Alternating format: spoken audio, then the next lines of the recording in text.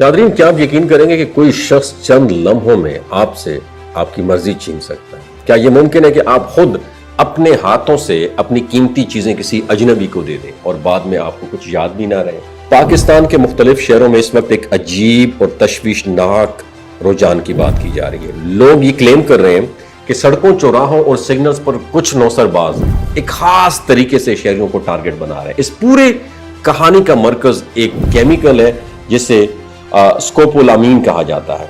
ये devils breath इसका नाम है, डेविल्स ब्रेथ भी कहा जाता है। ये जो कंटेंट है ना, ये लिक्विड है, ये हकीकत में मौजूद है और एक पौधा है जिसे एंजल्स ट्रम्पेट कहा जाता है।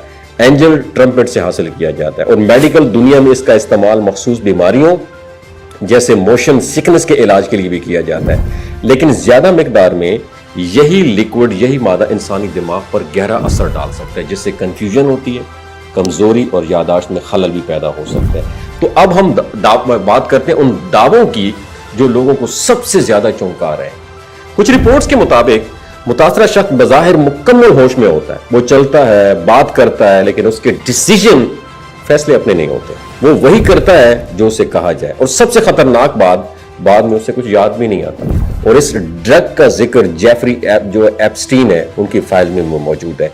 इन डॉक्यूमेंट्स में ऐसे लिक्विड मादों का जिक्र किया गया जो इंसान के रवैयों पर असरअंदाज हो सकते हैं और ये ड्रग साउथ अमेरिका में पाया जाता है।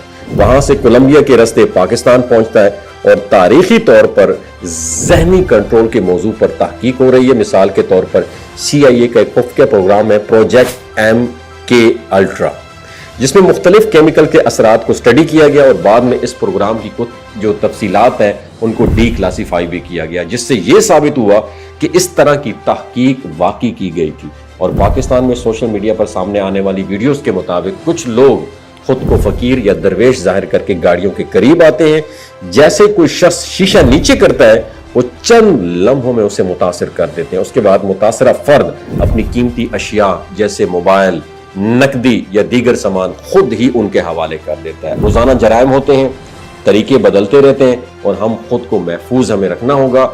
अजनबी लोगों से आपने सोशल डिस्टेंस रखना होगा। गाड़ी का शीशा बिला जरूरत आपने बिल्कुल भी नीचे नहीं करना और किसी भी मशकूक सूरत हाल में फौरन मोहतात हो जाए, क्योंकि आखिर में हिफाजत किसी कहानी पर यकीन करने से नहीं होती बल्कि होशियार रहने से आती है। आपकी राय क्या है नीचे कॉमेंट सेक्शन में जरूर बताइएगा। अपना ख्याल रखिएगा। अल्लाह।